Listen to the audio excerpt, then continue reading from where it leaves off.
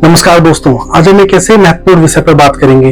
Topic का नाम है justice delayed is justice denied. इसका क्या मतलब होता है? क्या सिर्फ देर से फैसला आना एक समस्या है या इसके पीछे किसी गहरी सिस्टम की विफलता छुपी हुई है, एक फेलियर छुपा हुआ है?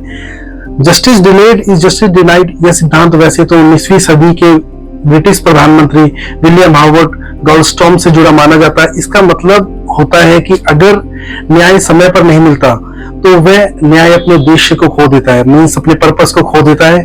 न्याय का असली मतलब जब है अगर वो आपके अधिकारों की रक्षा करे, गलती करने वालों को सजा दिलाए, पीड़ित को राहत पहुंचाए। लेकिन अगर फैसला 15-20 साल बाद आए तो क्या वह राहत मीनिंगफुल हो पाएगा? क्या जस्टिस आपके लिए यूजफुल है? इसका एक एग्जांपल हमने हाल ही के केस में देखने को मिला है। सोचिए अगर आप बेगुनाह हैं लेकिन आपको ये साबित करने में 30 साल लग जाए, और वो भी सिर्फ 20 रुपए के करप्शन के आरोप में। ये कोई फिल्म की कहानी नहीं, ये गुजरात के एक इंसान की असली कहानी है। साल 1996 अहमदाबाद में एक पुलिस कांस्टेबल थे, बाबू भाई प्रजापति। उन पर आरोप लगा कि उन्होंने मात्र 20 रुपए की रिश्वत ली है। उनके खिलाफ प्रिवेंशन ऑफ करप्शन एक्ट के तहत केस फाइल हुआ। 1997 में चार्जशीट दाखिल हुई, 2002 में आरोप तय हुए और 2003 में गुनाहों की सुनवाई शुरू हुई और 2004 में सेशन कोर्ट से उन्हें 4 साल की सजा और 3000 का जुर्माना दे दिया गया। लेकिन असली कहानी यहाँ से शुरू होती है। बाबू भाई ने इस फैसले को गुजरात के हाई कोर्ट में चुनौती दी, लेकिन उनकी अपील 22 साल तक पेंडिंग रही। 22 साल, सोचिए एक इंसान अपने नाम से करप्शन का टैग हटाने के लिए उसे 22 साल इंतजार करना पड़ा। इस साल 4 फरवरी को हाई कोर्ट ने फैसला सुनाया। कोर्ट ने कहा कि गवाहों के बयानों में गंभीर विरोधाभास है और अभियोजक पक्ष आरोप साबित करने में नाकाम रहा।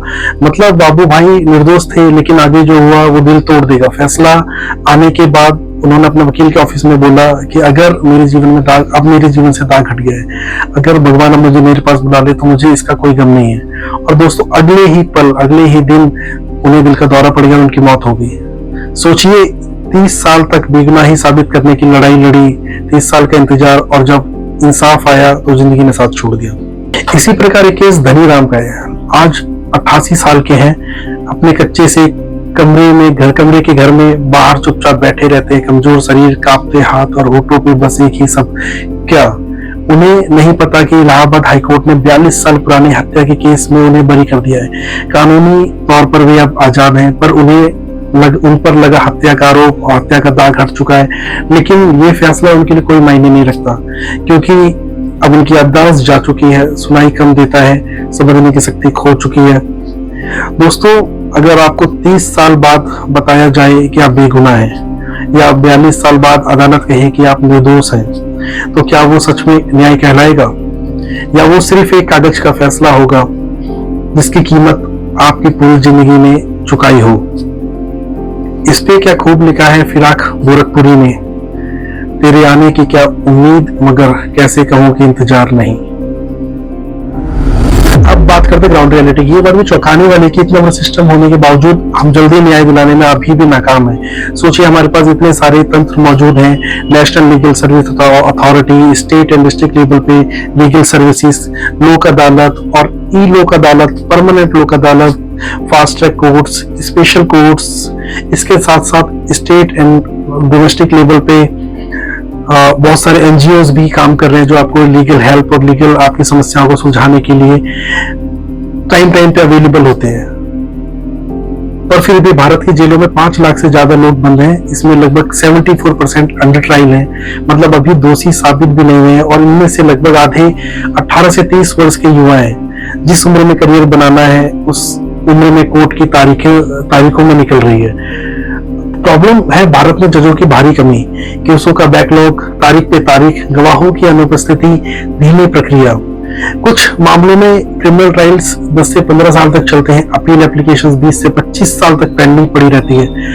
कई लोग भी 30 से 40 साल बाद बरी होते हैं, और जब सिस्टम स्लो होता है तो सबसे ज्यादा नुकसान कमजोर और गरीब वर्ग के लोगों को होता है, जिनके पास पैसा नहीं होता बार बार कोर्ट पे गेट खटखटाने के लिए।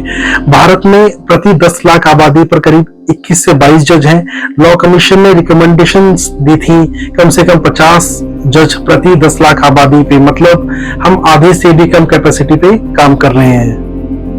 क्या न्याय सिर्फ फैसला सुनाने का नाम है या समय पर फैसला देने का? क्योंकि देर से मिला न्याय कई बार कानूनी राहत तो देता है लेकिन जिंदगी वापस नहीं देता।